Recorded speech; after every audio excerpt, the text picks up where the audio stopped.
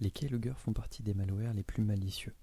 On n'en parle pas assez et pourtant la plupart des personnes qui téléchargent des fichiers, des jeux craqués, voire des cheats, se retrouvent la plupart du temps avec des programmes malveillants totalement invisibles appelés, en tout cas ce type de programme parmi d'autres, sont appelés les keyloggers. Alors pour ceux qui ne connaissent pas, malgré que ça soit assez connu, il s'agit de programmes qui vont enregistrer vos frappes de clavier. Beaucoup de textes, beaucoup d'informations brutes vont être récupérées et vont pouvoir être traitées, et on va pouvoir en ressortir notamment des mots de passe qui vont vous permettre, qui vont permettre aux attaquants malheureusement d'avoir accès à vos comptes. Alors pour se prémunir de ça, on a plusieurs solutions, comme éviter de télécharger n'importe quoi, mais on a aussi la possibilité, en plus, par sécurité, d'installer sur son ordinateur un anti-keylogger. Alors il en existe énormément, en l'occurrence là on va en voir un que je recommande, qui est très léger, qui ne consomme donc absolument rien, qui ne prend très peu de place, même à l'écran, à l'utilisation, etc., qui se configure facilement, simplement avec des fonctionnalités qui sont très simplistes, mais qui fonctionnent, qui ont le mérite d'être là.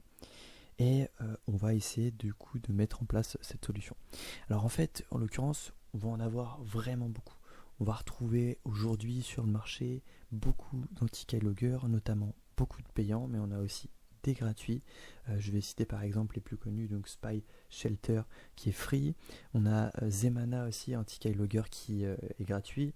On a Malwarebytes, anti-exploit, qui pareil, a un keylogger connu en version gratuite. Donc on arrive sur le site internet de Keyscrambler, par la société QFX Software. Donc quand on arrive sur leur site internet, ça fait un peu bizarre, ça fait un peu site étrange. En fait, ils sont très simplistes à tous les niveaux, même sur leur site. Ils ont une application payante et une version gratuite, qui fonctionne d'ailleurs très très bien.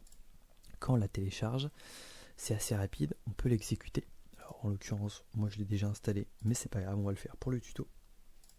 On va l'installer, donc on va lui dire oui. Il vérifie, il est à jour. On va l'installer. C'est très rapide à installer.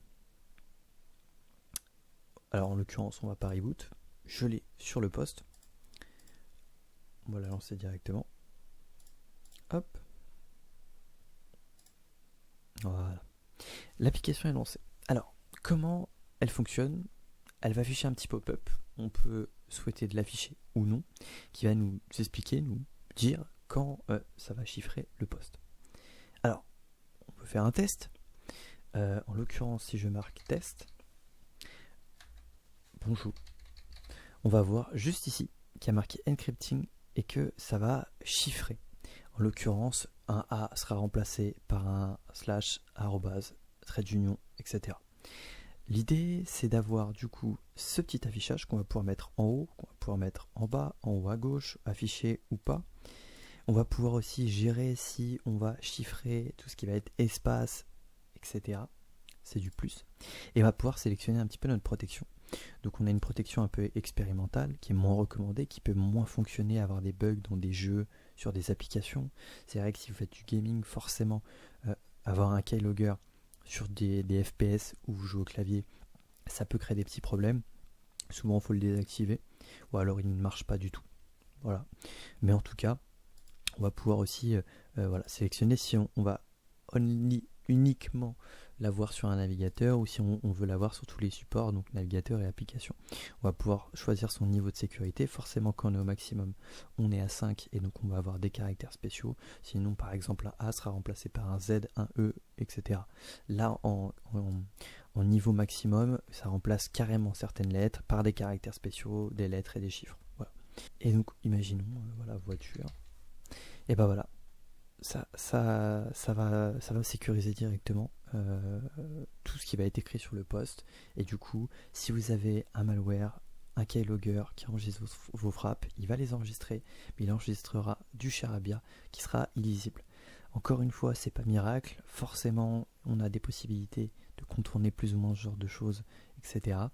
On a des outils qui fonctionnent de défense, donc des anti-keyloggers plus ou moins robustes vis-à-vis de certaines attaques, mais globalement c'est essentiel, et notamment pour les personnes qui font beaucoup de bidouillage, qui téléchargent des cracks, des jeux vidéo, même du téléchargement divers et variés fichiers, etc. Souvent dans les fichiers crack, les solutions par exemple Adobe, de gros logiciels, etc.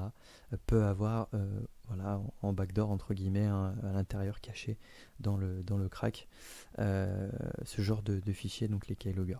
Donc c'est surtout pour ça, petite vidéo très courte, mais voilà, pour vous présenter une solution pour vous protéger, simple et efficace, que je recommande à tous de mettre en place sur son poste de travail.